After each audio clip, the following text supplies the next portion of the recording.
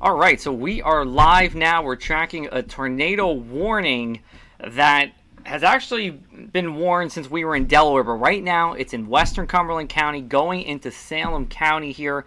The warning is in effect until about 6 o'clock here. So we are talking about the potential for tornadoes with this. There's no confirmed tornado on the ground right now in New Jersey, but it is something to just be aware of as we go forward over the next 15 to 20 minutes here across the area. So as we take a look at what's going on, we have right now we're looking